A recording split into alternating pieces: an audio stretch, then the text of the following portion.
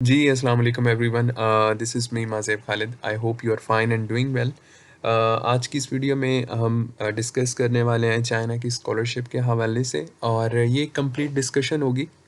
इसमें हम सारी चीज़ें स्टेप बाय स्टेप देखेंगे और उसके बाद आई होप कि आपके बहुत सारे स्टूडेंट्स के अभी कुछ मसले चल रहे हैं, जैसा कि यूनिवर्सिटीज़ किसी की फ़ाइनल नहीं हो रही, किसी को कोई स्कॉलरशिप्स का आइडिया नहीं है, एक्सेप्टेंस लेटर्स में मसला आ रहा है।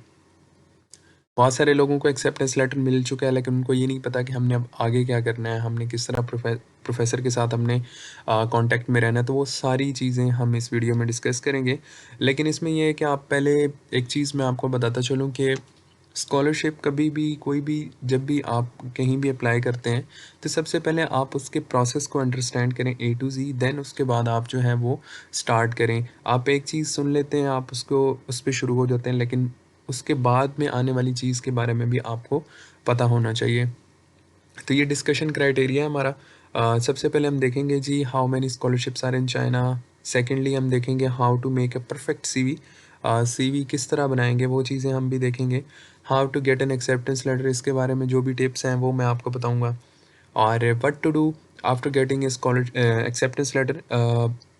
उसके बाद ये कि what to do after getting acceptance letter.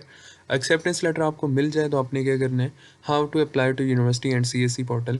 इस हवाले से भी मैं आपको सारी चीज़ें बताऊंगा। तो ये वीडियो थोड़ा लेंथी होगा, बट ये है कि आपको ए टू जी चीज़ें समझ आ जाएंगी। और कोई भी अगर उसके बाद मसला होगा तो आप कमेंट कर सकते हैं, आई विल डेफिनेटली रिप्लाई।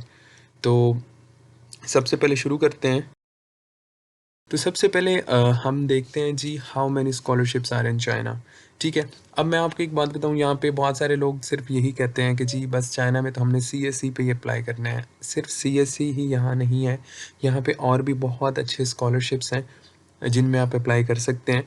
और थोड़ी थोड़ी वेरिएशंस होती हैं स्कॉलरशिप्स में, लेकिन स्कॉलरशिप आप अप्लाई कर सकते हैं और आप लोगों को काफ़ी ज़्यादा वो आपके लिए बेनिफिशियल रहेंगे।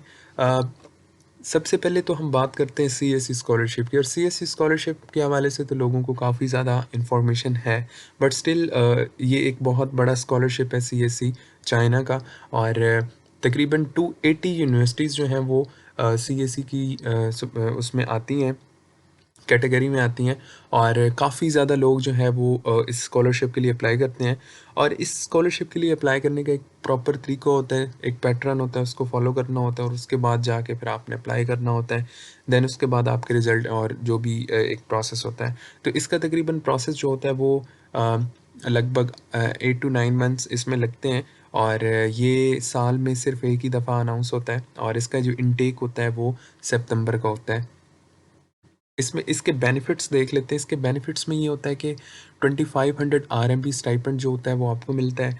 उसके बाद आपकी ट्यूशन फ़ी नहीं होती, आपको फ्री अकोमोडेशन दिया जाता है। ये अंडर ग्रेजुएट के स्टूडेंट्स की हम बात कर रहे हैं। उसके बाद मास्टर के स्टूडेंट को 3000 आरएमबी मंथली स्टाइपेंड मिलता है। फ्री ट्यूशन होती है, फ्री अकोमोडेशन होती है, आपको एक रूम भी दिया जाता है।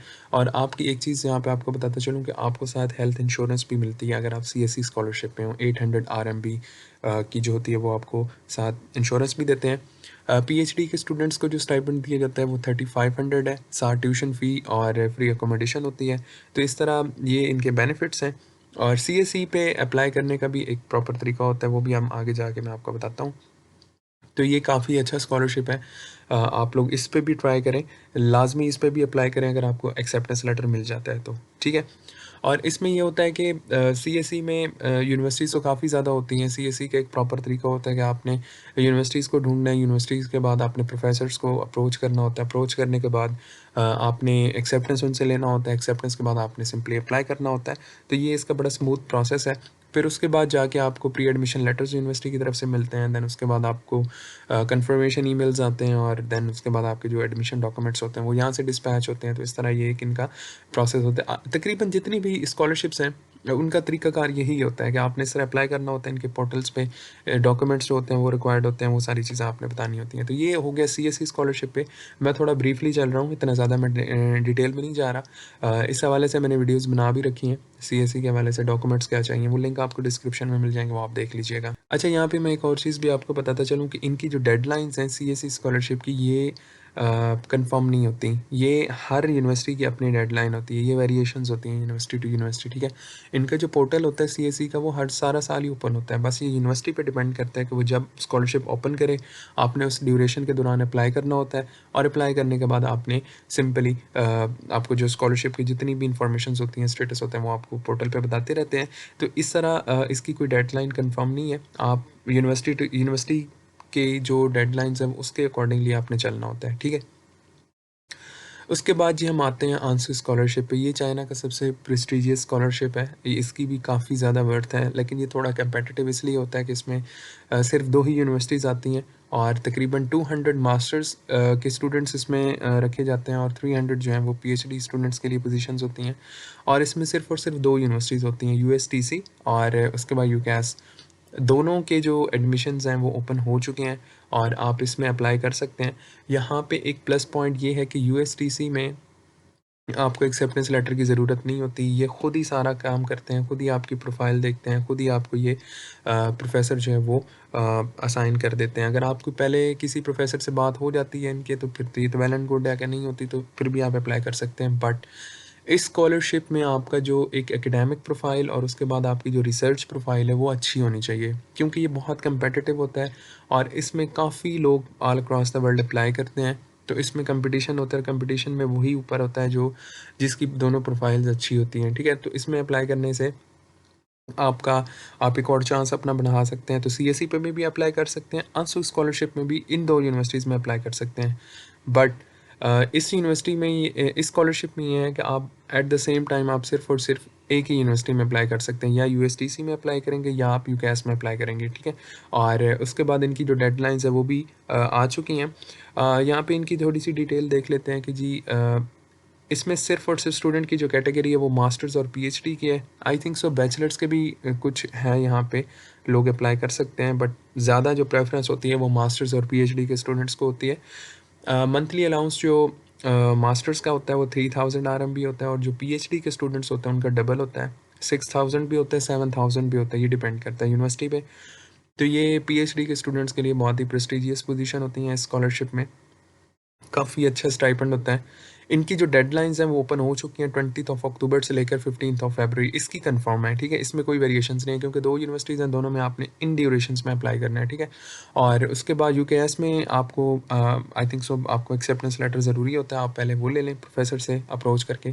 पैटर्न सारा वही है, आपने ईमेल्स निकालनी है प्रोफेसर्स के अपने मेजर के अकॉर्डिंग, और सीवी बना के आपने सीवी लगा के अपनी ईमेल कर देनी है। सारा पैटर्न वही होता है, एक्सेप्टेंस मिल जाए फिर अप्लाई कर दें सिंपली। डॉक्यूमेंट्स जो सीएसई में रिक्वायर्ड होते हैं वो इनका भी वही होता है, तो इसमें कोई इतना लंबा चौड़ा हिसाब नहीं होता। तो अब आपके पास 2 ऑप्शंस हैं, आप सीएसई पे किसी और यूनिवर्सिटी में अप्लाई करें, आप आंसू में भी अप्लाई कर दें। अप्लाई करने में कोई हर्ज नहीं है, आप अप्लाई कर सकते हैं। Scholarship is basically matter of luck, तो हो भी सकता है। तो अपने जो भी आपके चांसेस हैं आप उनको मिस ना करें, ठीक है। अब आपके पास 2 स्कॉलरशिप्स हैं, ठीक है। अब हम जाते हैं तीसरी स्कॉलरशिप पे, जो कि काफ़ी अच्छा स्कॉलरशिप है, और इसके जो बेनिफिट्स हैं वो भी बहुत अच्छे हैं। वो है शंघाई गवर्नमेंट स्कॉलरशिप, ठीक है। शंघाई गवर्नमेंट स्कॉलरशिप जो है वो शंघाई जो प्रोविंस है उनकी जो गवर्नमेंट है वो ऑफ़र करती है। और एक बात याद रखें कि शंघाई में जो है वो तकरीबन 34 यूनिवर्सिटीज़ आती हैं, ठीक है। और हर यूनिवर्सिटी की जो है वो एप्लीकेशन फ़ी है। आई थिंक सो एक यूनिवर्सिटी की एप्लीकेशन फ़ी नहीं है, बाकी सबकी एप्लीकेशन फ़ी है। और एप्लीकेशन फ़ी इतनी ज़्यादा भी नहीं है, तकरीबन 24,000 से 30,000 तक होगी जो पाकिस्तानी पीकेआर में, अगर मैं आपको बताऊं तो। और एप्लीकेशन फ़ी इज़ मैंडेटरी, उसके बगैर जो है वो आपकी एप्लीकेशन आगे प्रोसेस नहीं होगी। यहाँ पे 2 किस्म की स्कॉलरशिप्स ऑफ़र होती हैं शंघाई में। एक टाइप ए होती है जो कि फुल स्कॉलरशिप होती है, और फुल स्कॉलरशिप बिल्कुल सेम पर्क्स होते हैं just like CSE, A to Z वही चीज़ें होती हैं।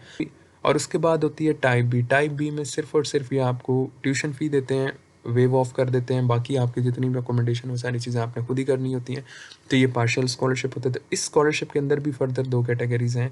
तो अगर आपका टाइप ए में नाम नहीं आता तो ये आपको टाइप बी ऑफ़र करेंगे, ठीक है। तो इट्स अप टू यू, आप लेना चाहें या ना, ये आप पे डिपेंड करता है। इसका भी प्रोसेस यही होता है कि आपने शंघाई गवर्नमेंट स्कॉलरशिप के पोर्टल पे जाना है, वहाँ पे अप्लाई करना है, फिर उससे फॉर्म डाउनलोड करके आपने इनकी जिस भी यूनिवर्सिटी में आप अप्लाई कर रहे हैं आप उसमें अप्लाई कर दें।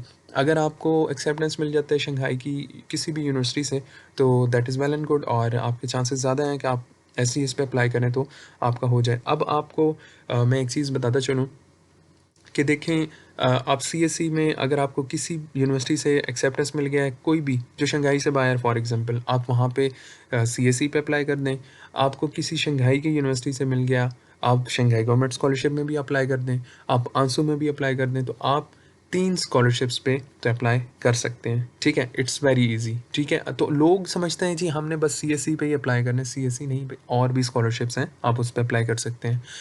अच्छा, उसके बाद एप्लीकेशंस ओपन है, बिल्कुल इनका पोर्टल ओपन है, आप इनकी डेडलाइन भी देख सकते हैं। आई थिंक सो जनवरी से लेकर मार्च तक है कि मार्च के एंड तक जो है इनकी डेडलाइन स्टार्ट हो गई है।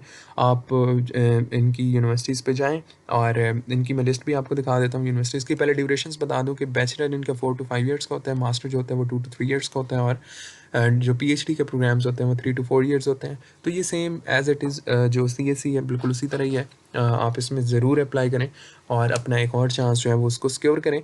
इसकी जो यूनिवर्सिटीज़ हैं वो आप देख सकते हैं, फुतान यूनिवर्सिटी, उसके बाद Shanghai Jiaotong university, Shanghai Jiaotong university of school of medicine, ये आपने नाम खुद पढ़ लीजिएगा। ये east China normal university, east China university of science and technology. तो ये तकरीबन सारी यूनिवर्सिटीज़ हैं, आप नाम पढ़ सकते हैं वीडियो को पॉज़ करके।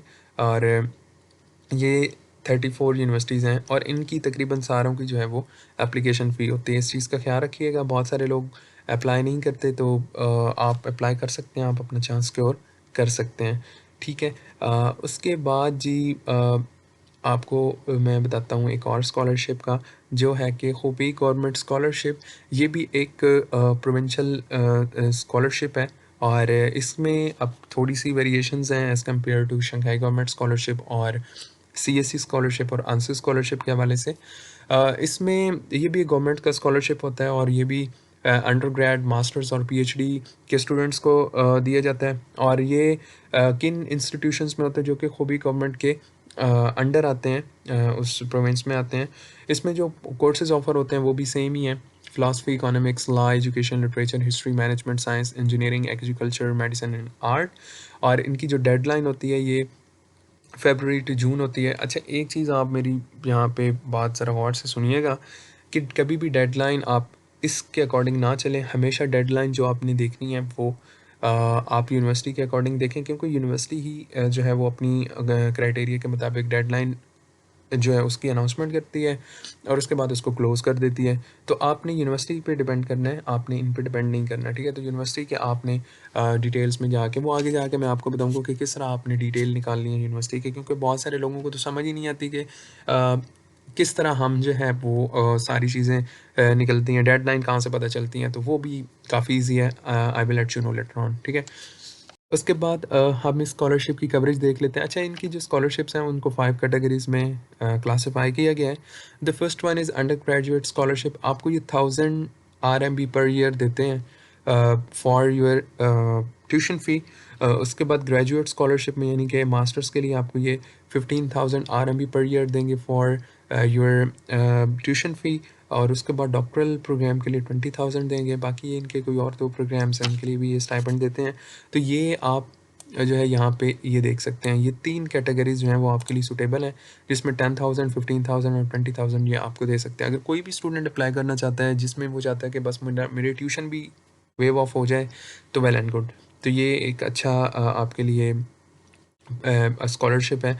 बाकी अगर वो खुद अपने आप को फाइनेंस करना चाहता है तो वो कर सकता है, ठीक है?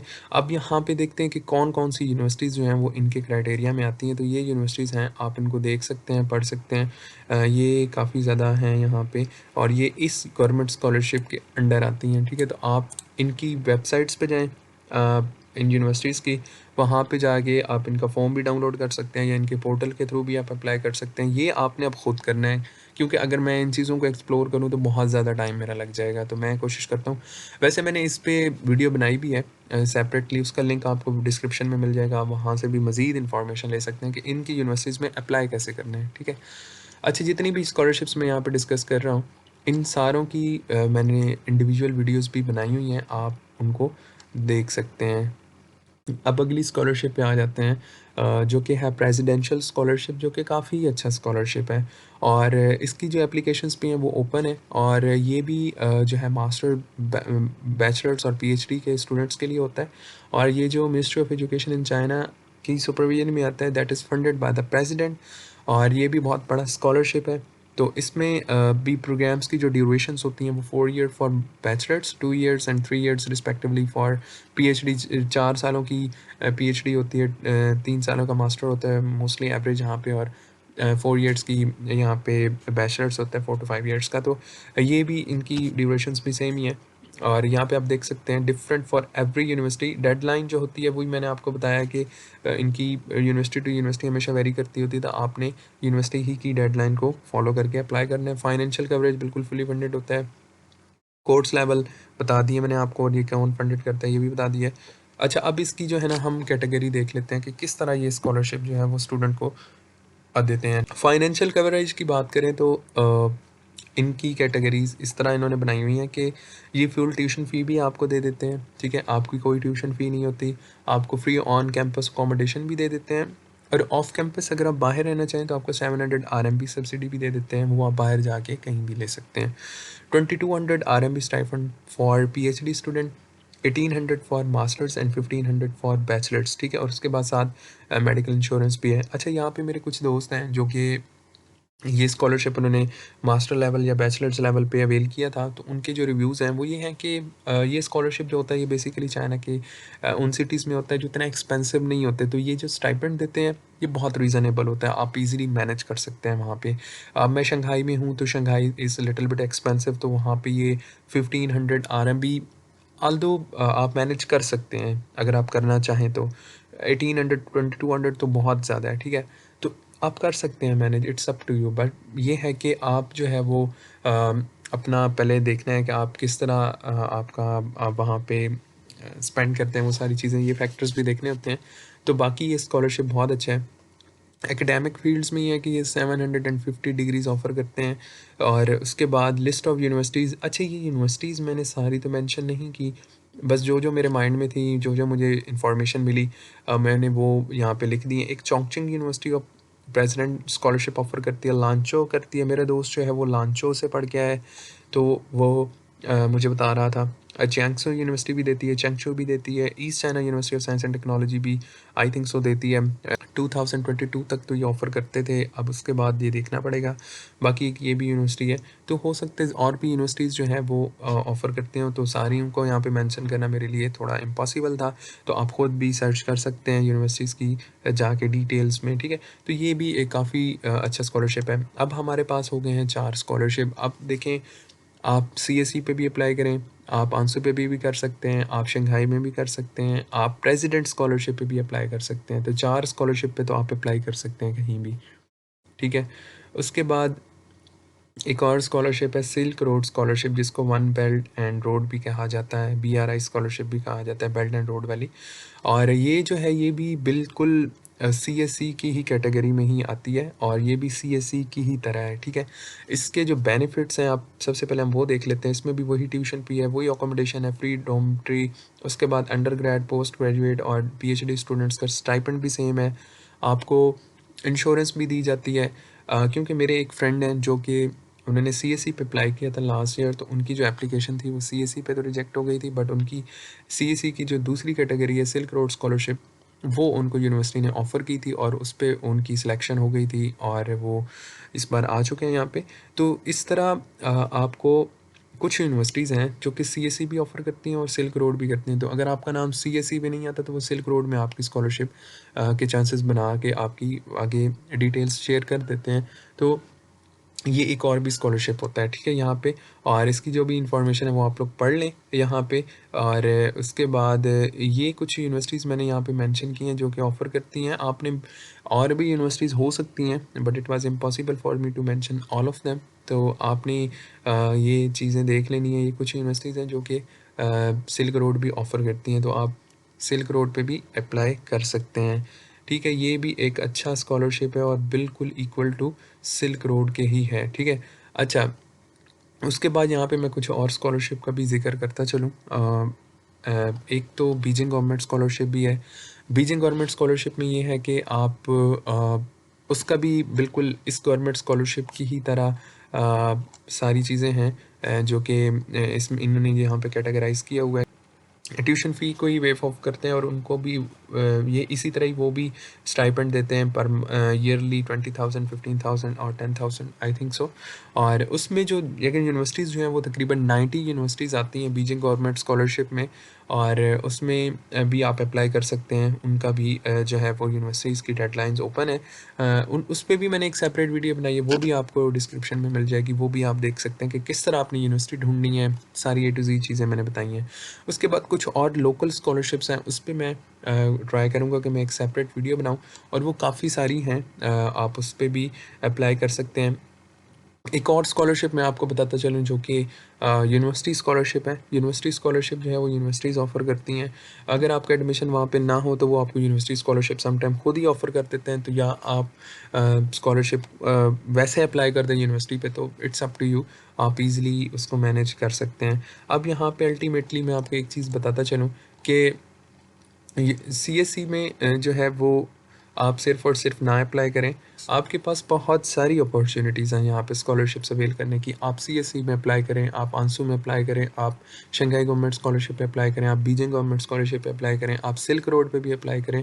आप उसके बाद और भी इनकी जो लोकल स्कॉलरशिप्स हैं, यूनिवर्सिटी स्कॉलरशिप्स हैं, प्रेसिडेंट स्कॉलरशिप्स हैं, आप वहाँ पे अप्लाई करें। आप अपने एटलीस्ट 4 टू 5 चांसेस आप ईज़िली अपने सेव कर सकते हैं, ठीक है?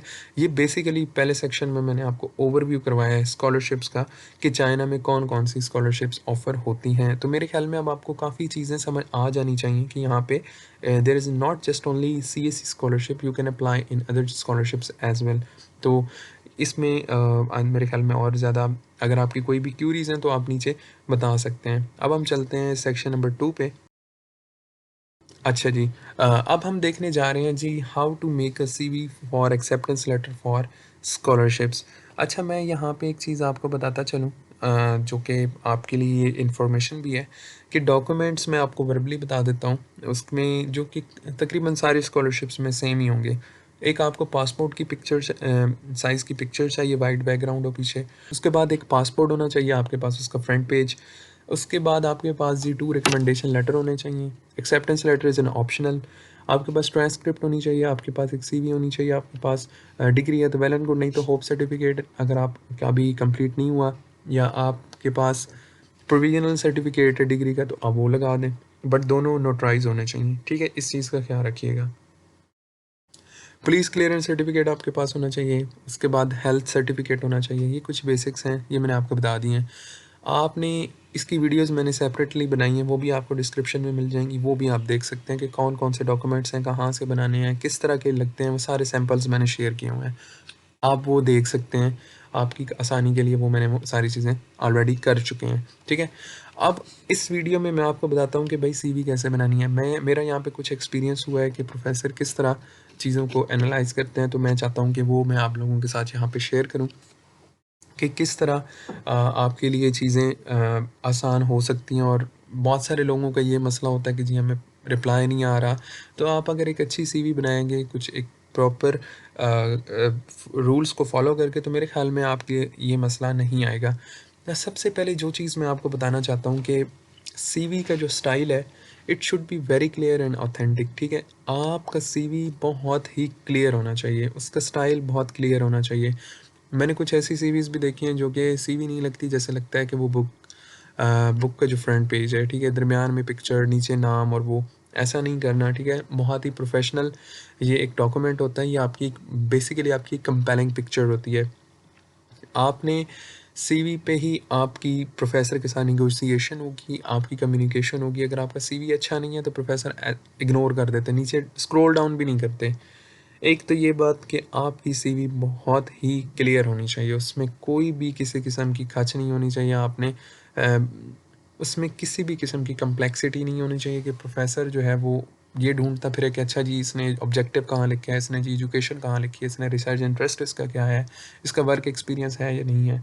ये सारे फैक्टर काउंट होते हैं, और इसी की बेस पे प्रोफ़ेसर आपको रिप्लाई बैक करता है। क्योंकि मैंने कुछ एक्सपीरियंस किए हैं यहाँ पे, तो ये मैं तभी बता रहा हूँ। दूसरा ये है कि detail in section should be clear and comprehensive. देखें, आपने जो भी सेक्शंस सीवी के अंदर डालने हैं, उसमें एक मेहरबानी आपने ये करनी है कि आपने कोई भी उसमें लंबे चौड़े एक्सप्लेनेशंस नहीं करनी। It should B brief, concise, comprehensive. आपने एक दो लाइन में सारी चीज़ों को बता देना है, उसमें कोई भी चीज़ें आपने ऐड नहीं करनी मज़ीद के इसमें ये हो गया, इसमें ये हो गया, मैंने ये किया, मैंने वो किया, नहीं।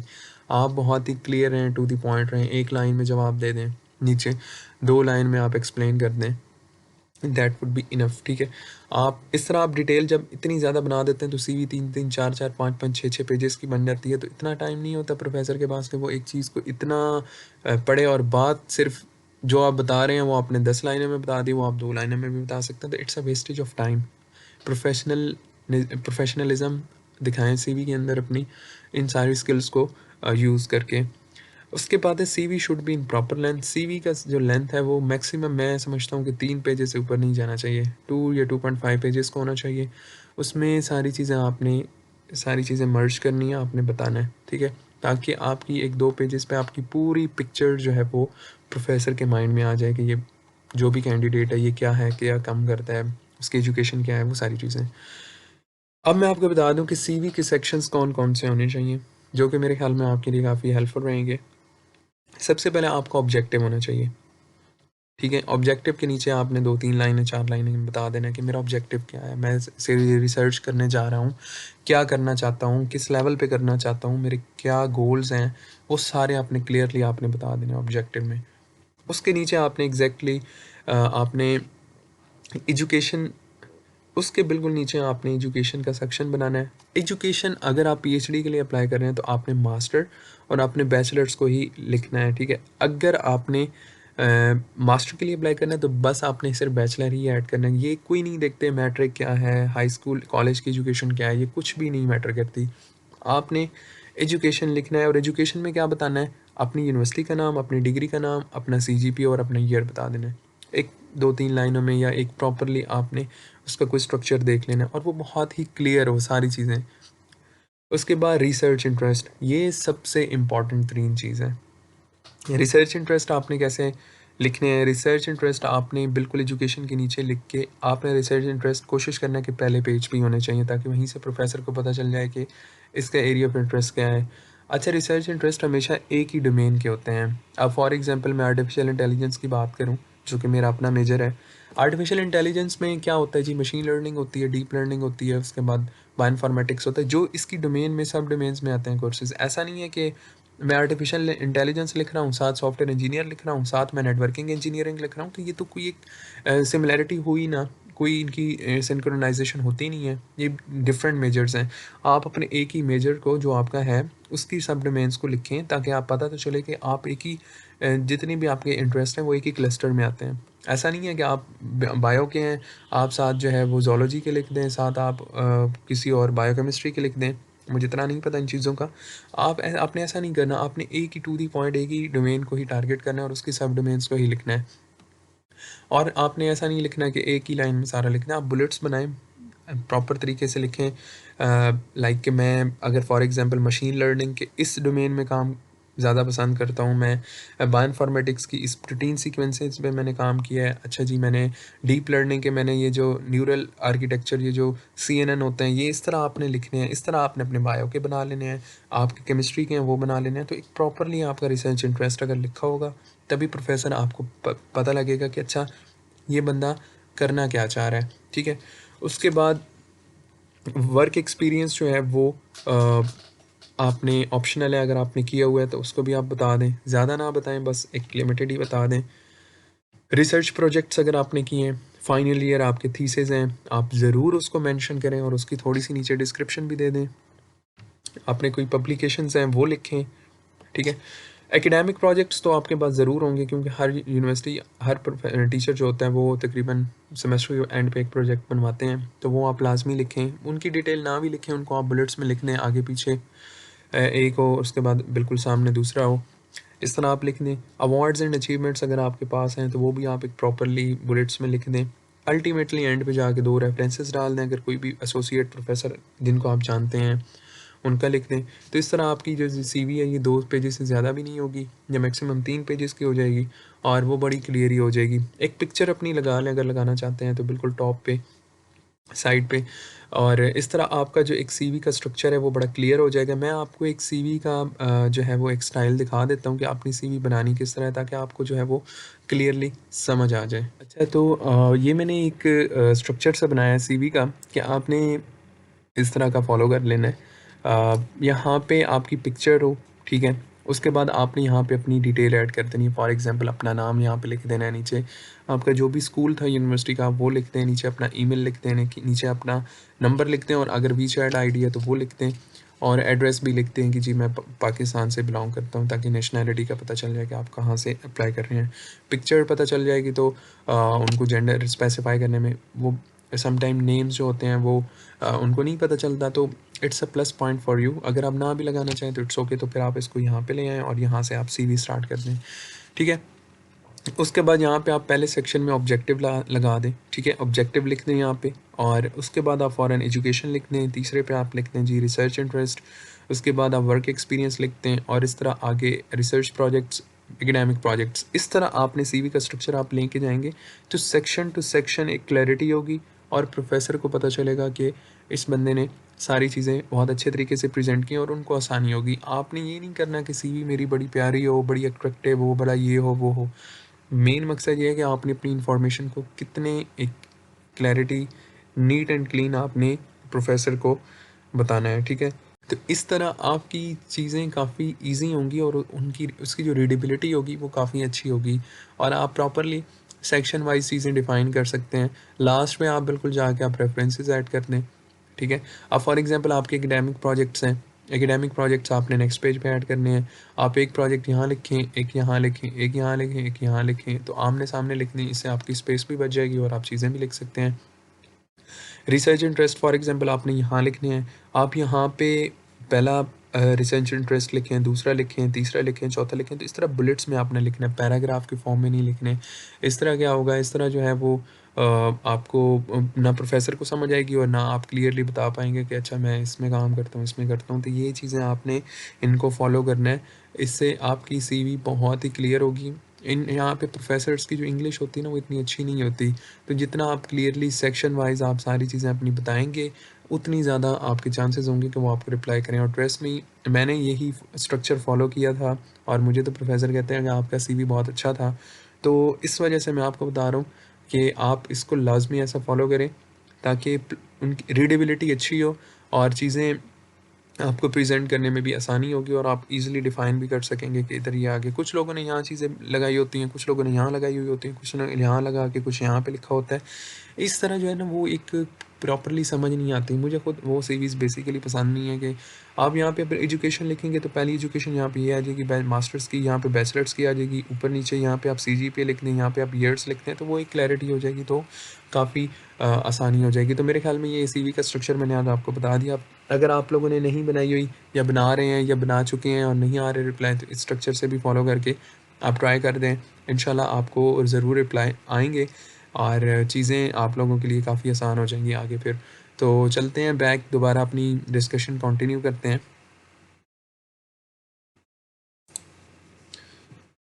अच्छा, उसके बाद ये चीज़ें तो मैंने आपको बता दी, ये सेक्शंस आपने ऐड करने हैं, उसके बाद स्ट्रक्चर भी मैंने आपको बता दिया। अच्छा, use A picture in your CV, ये बता दी, इसकी वजह वही कि उनको आसानी हो जाएगी थोड़ी। और research interest should be according to professor, आपके जो रिसर्च इंटरेस्ट होंगे, ये चीज़ आपका बहुत ज़्यादा मैटर करता है कि आपका रिसर्च इंटरेस्ट क्या आपने लिखने हैं। आपने रिसर्च इंटरेस्ट वो लिखने हैं जो प्रोफेसर के होंगे।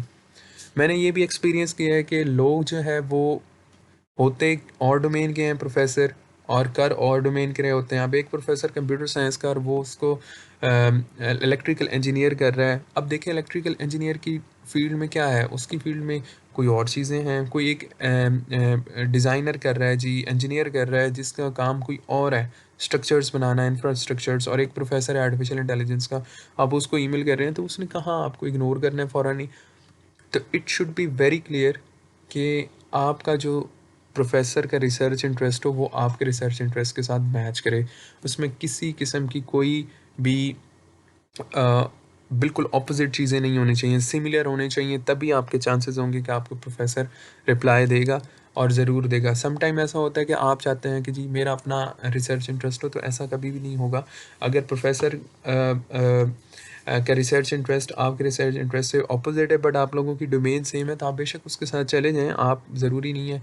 अब कुछ स्टूडेंट्स हैं जिन्होंने मुझे कहा है कि जी मुझे अपना कोर्स नहीं मिल रहा, मुझे अपनी रिसर्च डायरेक्शन नहीं मिल रही, तो बिल्कुल अगर आपको नहीं मिल रही तो फिर वो आपको अल्टीमेटली चेंज करना पड़ेगा।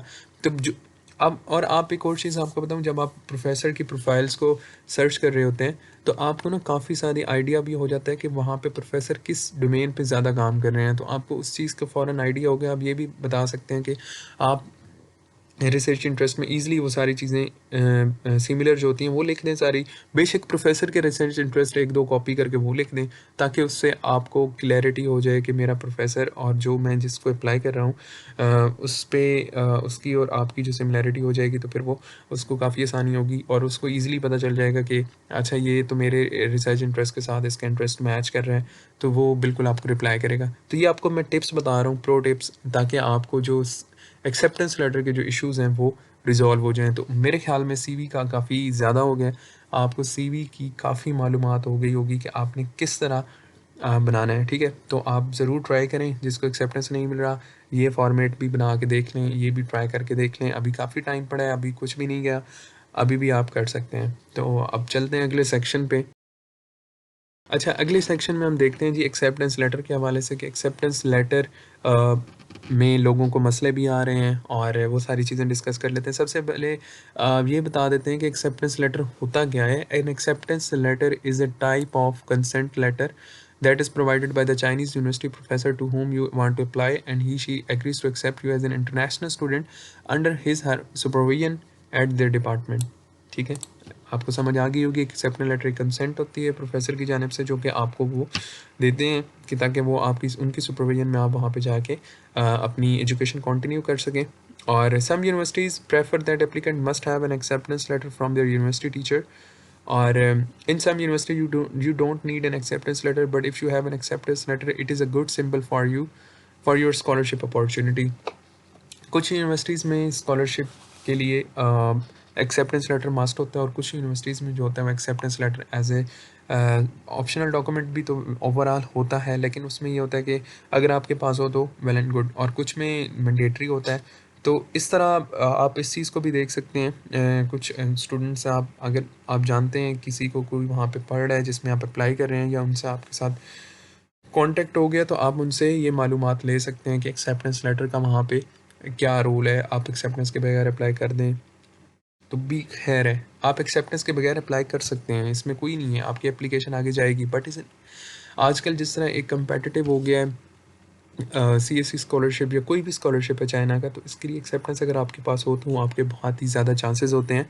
और एक्सेप्टेंस लेटर में ना बहुत सारी चीज़ें भी देखनी होती हैं कि क्या प्रोफेसर सिर्फ़ और सिर्फ आपको ही एक्सेप्टेंस लेटर दे रहा है या किसी और को भी दे रहा है, तो वो चीज़ें मैं आपको एंड पे जाके बताता हूँ कि आपने उस हवाले से भी फिर क्या करना है, कौन से स्टेप्स आपने देखने हैं। How to get an acceptance letter for CSC China scholarship. सबसे पहले अपनी यूनिवर्सिटी ढूंढें, ठीक है, और जो स्कॉलरशिप ऑफ़र भी करती है। उसके बाद उसके डिपार्टमेंट में जाएं और जो फैकल्टी लिस्ट है वो आप देखें उनसे यूनिवर्सिटी की। उसके बाद टीचर्स को ढूंढें, टीचर्स उनको ढूंढें that is matching with your field of studies, यानी कि आपके रिसर्च इंटरेस्ट के साथ वो आपके मैच कर रहे हैं। उनकी ईमेल निकालें, सीवी बनाएं, ईमेल बॉडी लिखें, उनको ईमेल कर दें एक्सेप्टेंस लेटर के लिए और सुपरविजन के लिए, मास्टर्स के लिए या पीएचडी के लिए। तो इस तरह ये एक तरीक़ाकार है।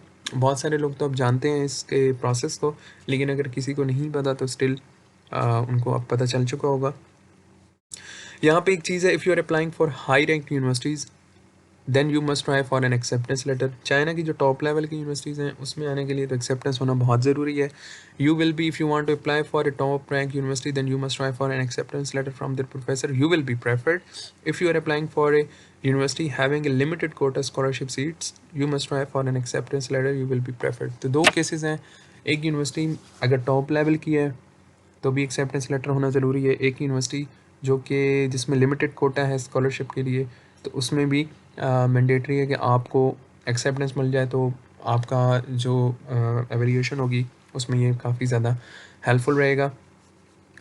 Note, if a Chinese professor agrees with your educational profile, then professor may ask you to write a draft acceptance letter and send it back to him. Professor will check it. If it look good, sign it and return it back to you on university official document. अब ये देखें कि बहुत सारे लोगों ने ना ये भी मुझसे पूछा है कि प्रोफेसर हमसे ड्राफ्ट मांग रहे हैं, इस तरह तो हमारे पास तो नहीं है। देखिए, ड्राफ्ट का सैम्पल्स जो हैं वो मैंने ऑलरेडी प्रोवाइड किए हैं ग्रुप में भी, और मैं दोबारा से इस चीज़ को रिमाइंड करवा दूँगा। आपने ड्राफ्ट करके सिर्फ भेज देना है। वो उस ड्राफ्ट को कॉपी करके यूनिवर्सिटी के लेटर हेड पे वो आपको एक्सेप्टेंस जो है वो इन रिटर्न आपको भेज देंगे ईमेल पे साइन करके। बाकी ये है कि कुछ यूनिवर्सिटीज़ की जो है वेबसाइट्स पे ये चीज़ें अवेलेबल होती हैं, सैम्पल एक्सेप्टेंस लेटर अवेलेबल होते हैं, बस अपने नाम चीज़ें डालें और दोबारा भेज दें उनको।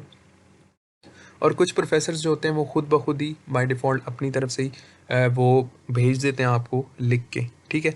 और आपके साथ नेगोशिएशन कर देते हैं थोड़ी बहुत ईमेल पे। तो इस तरह आपने उनको भेजना है और उनसे जो है एक्सेप्टेंस लेटर आप ले सकते हैं।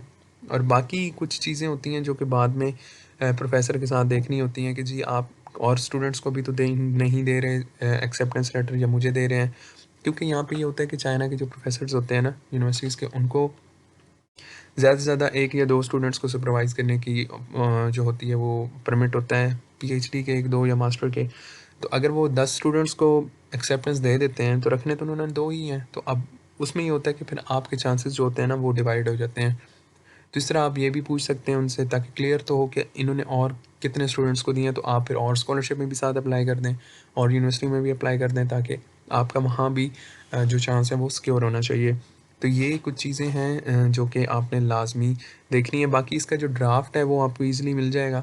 आप गूगल भी करें तो यूनिवर्सिटी की वेबसाइट पे भी जाएँ तो आपको ईज़िली वो चीज़ें मिल जाएँगी। तो इसमें कोई लंबी चौड़ी चीज़ें नहीं हैं, काफ़ी ईज़ी है। मेरे ख़्याल में आपको सारी चीज़ें समझ आ जानी चाहिए।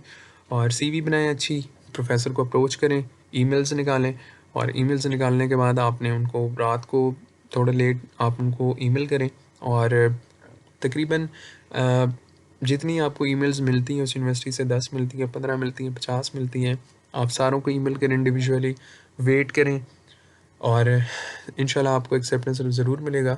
अच्छा, यहाँ पे एक और चीज़ मैं आपको बताता चलूँ कि what to do if professor is not replying. ये सबसे इम्पॉर्टेंट तरीन जो है वो बातें हैं जो कि आपने सुननी और उस पे आपने अमल करना है। सबसे पहले ये कि मेरा अपना एक्सपीरियंस भी हुआ है यहाँ पे कि check your research interest, it should be match with your professor research interest. देखिए, जो आपके रिसर्च इंटरेस्ट हैं ये लाजमी प्रोफेसर के साथ मैच होना ज़रूरी है। अभी भी जाके अपनी सीवी में देख लें कि मेरे रिसर्च इंटरेस्ट क्या, जिनको मैंने ईमेल्स किए उनके साथ मैच हो रहे हैं। तो एक तो ये है कि वो आपने लाजमी मैच करके देखने हैं कि वो लाजमी होने चाहिए, ठीक है। बाकी दूसरा ये है कि check your email body, it is correct और नॉट। मैंने बहुत सारे स्टूडेंट्स ऐसे भी देखे हैं जो जो अपनी ईमेल बॉडी में सारी चीज़ें एक्सप्लेन कर देते हैं सीवी वाली। अरे, ईमेल बॉडी में सिर्फ़ और सिर्फ आपने बताना है कि मेरा नाम ये है, मैं इस यूनिवर्सिटी का ग्रेजुएट हूँ और मैंने आपकी प्रोफाइल देखी है, मैं आपसे चाहता हूँ कि मैं आपकी सुपरविजन में आना चाहता हूँ, आपके रिसर्च ग्रुप में। तो मैंने डिटेल सीवी अटैच कर दी है, आप इसको काइंडली देख लें। वो सीवी लाजमी देखेंगे, लेकिन अगर सीवी में ही मसले होंगे, सीवी में ही स्टार्टिंग में ही मसले होंगे, सीवी समझ नहीं आएगी, सीवी के रिसर्च इंटरेस्ट ही नहीं होंगे प्रोफेसर के साथ, तो वो आगे कहाँ जाएंगे, वो डेफिनेटली उसको इग्नोर ही करेंगे। उसके बाद ये कि check your CV style and detail mention. मैंने आपको ऊपर सीवी के सेक्शन में ये चीज़ें बताई हैं कि भाई CV style is very important. आपने बिल्कुल नॉर्मल, बिल्कुल क्लैरिटी वाला सीवी स्टाइल यूज़ करना है। डिटेल्स आपको मैंने बता दी कि क्या क्या आपने एक्सप्लेन करना है वहाँ पे, सेक्शंस भी मैंने बता दिए हैं। तो इस तरह आपने अपनी जो भी एक्सेप्टेंस लेटर के लिए जब आप ईमेल करें तो इन चीज़ों को आपने लाजमी देखना है। रिसर्च इंटरेस्ट, अपना ईमेल बॉडी ठीक कर लें अगर वो उसमें कोई भी प्रॉब्लम्स हैं, और उसके बाद सीवी स्टाइल भी देख लें कि सीवी स्टाइल जो है वो किस किस्म का होना चाहिए, क्लियर होना चाहिए। सारी चीज़ें ऊपर मैंने बता दी हैं, तो इन चीज़ों को आपने लाजमी फ़ॉलो करना है। और एक्सेप्टेंस लेटर जो है जब आप प्रोफेसर से लें तो उनसे ये लाजमी पूछें कि भाई आप किसको जो है और को दे रहे हैं, कितनों को और को दे रहे हैं, और मेरे चांसेस क्या हैं, ताकि आपको पता चल जाए, ठीक है। तो अब चलते हैं अगले सेक्शन पे। इस सेक्शन में हम देखने वाले हैं कि जी what to do after getting an acceptance letter, कि जी एक्सेप्टेंस तो आपको मिल गया, अब आपने क्या करना है। Things to do after getting an acceptance letter, सबसे पहली जो चीज़ है वो आपने बिल्कुल एक पोलाइट वे में प्रोफेसर के साथ निगोशिएट करके try to ask about WeChat for fast communication with professor. आप ईमेल करें उन्हें और उनसे वी चैट का कहें। अगर तो वो वी चैट दे देंगे तो इट मीन्स कि he is interested with you, he और शी, जो भी प्रोफेसर हैं आपके।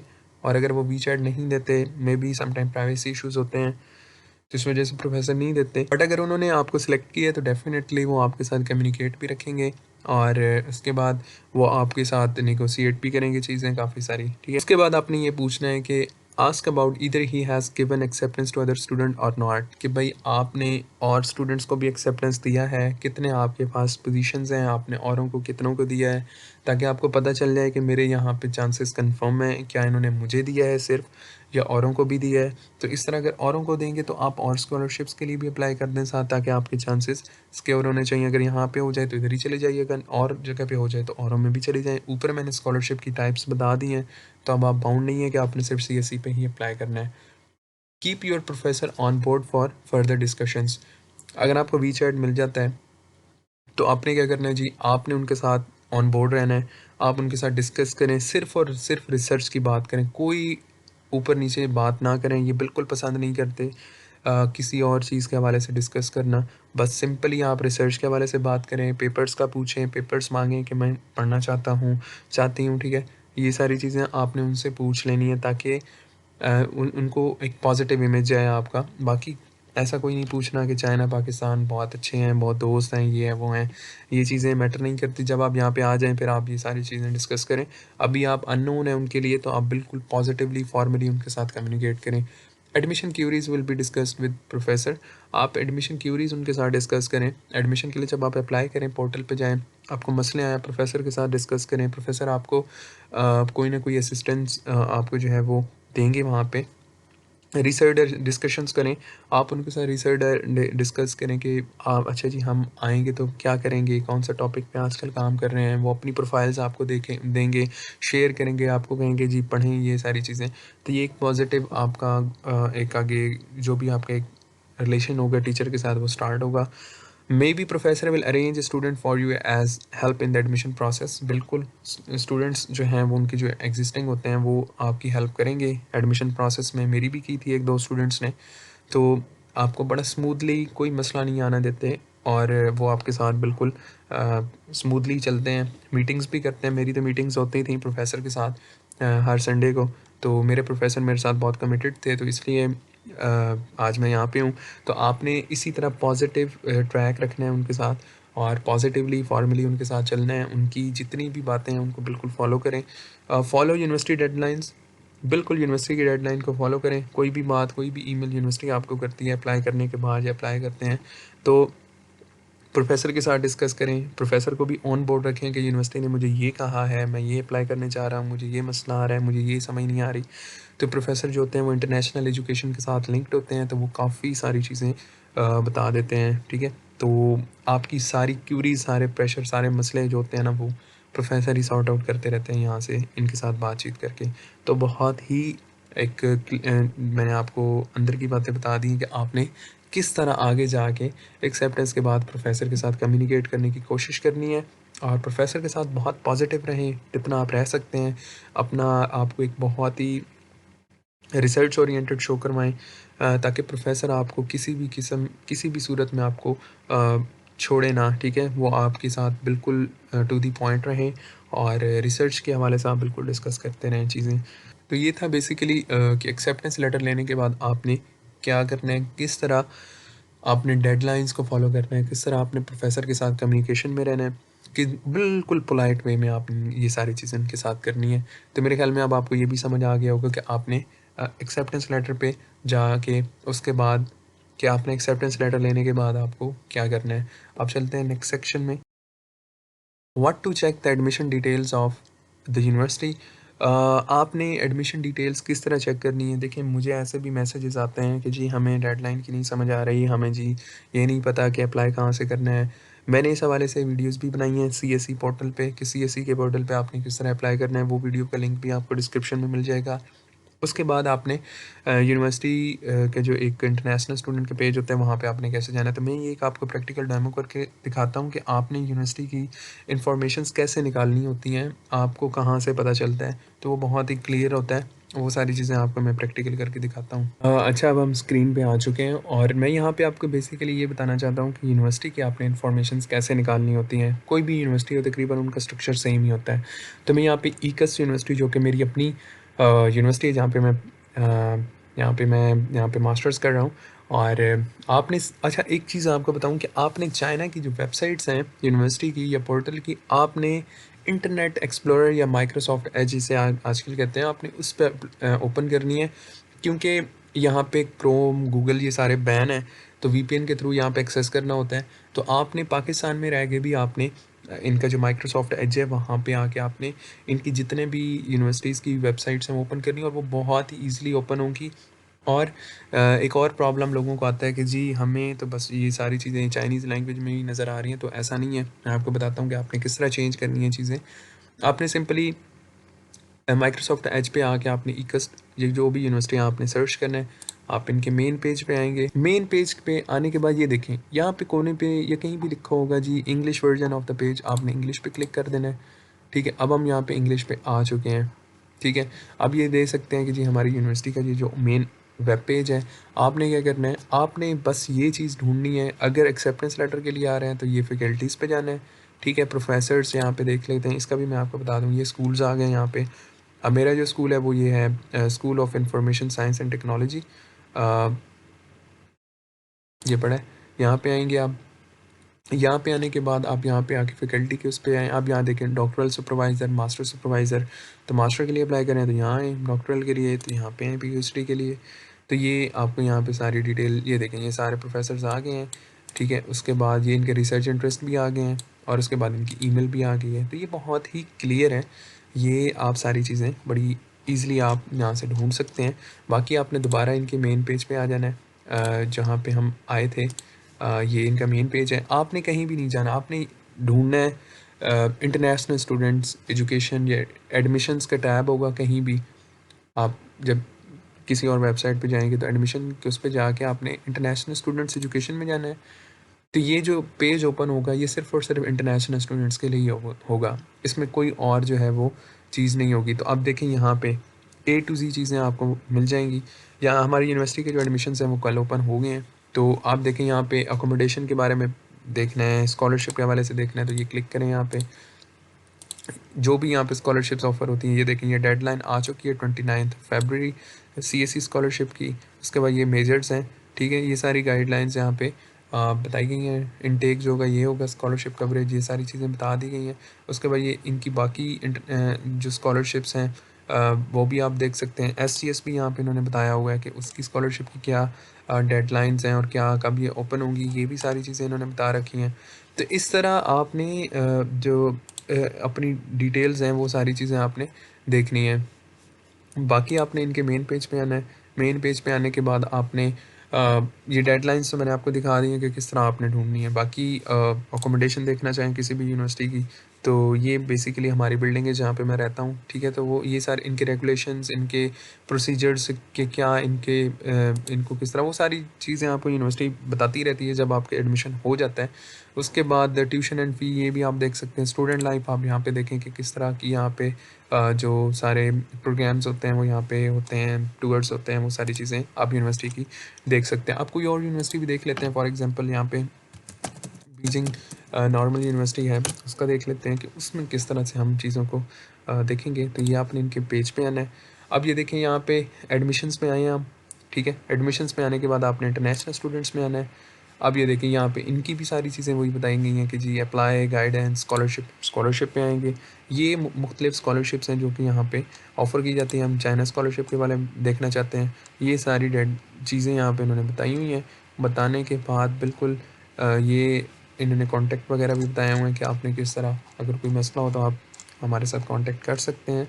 तो ये काफ़ी इजी है। टाइप बी देखें, ये इनका है, ये भी इन्होंने साथ साथ बताया हुआ है। और इनकी अभी डेडलाइन जो है वो अपडेट इन्होंने नहीं की, बट ये है कि आप अप्लाई कर सकते हैं। और उसके बाद ये बाकी स्कॉलरशिप्स भी यहाँ पे हैं। बीजे गवर्नमेंट स्कॉलरशिप जो मैंने आपको बताया था वो यहाँ पे इन्होंने बताया हुआ है, ये इनकी डिटेल्स हैं। तो ये सारी चीज़ें आप खुद भी यहाँ पे ढूंढ सकते हैं। Please refer to the latest admission brochure of Beijing Normal University, ये एप्लीकेशन डेडलाइन।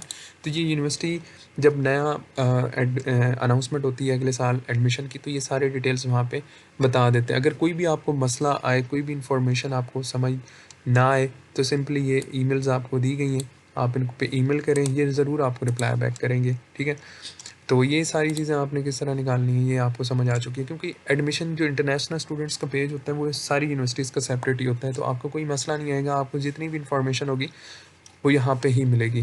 तो मेरे ख़्याल में आपको काफ़ी सारी चीज़ें जो हैं वो समझ आ चुकी होंगी, और इस तरह किस तरह आपने जो है वो सारी चीज़ें आपने सॉर्ट आउट करनी है। उसके बाद सीएससी का भी मैं आपको बता देता हूँ कि सीएससी पे आपने किस तरह अप्लाई करना है। तो मेरे ख़्याल में उसमें भी आपको काफ़ी आसानी होगी।